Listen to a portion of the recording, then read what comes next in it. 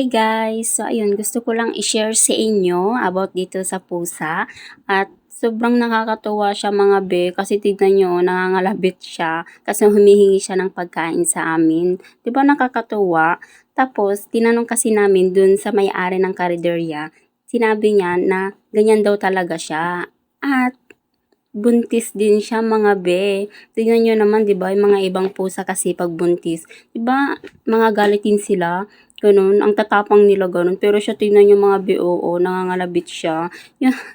Sabi ko, bakit hindi ko kaya siya i-video?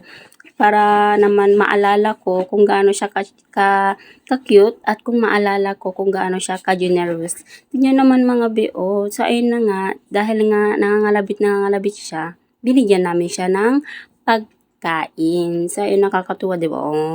So, ayun na nga, kumakain na nga siya mga be. At tignan nyo, ang ulam niya is liver.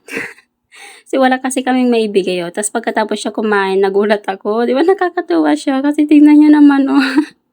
Sana soon talaga magkita ulit kami. Good luck, ingat.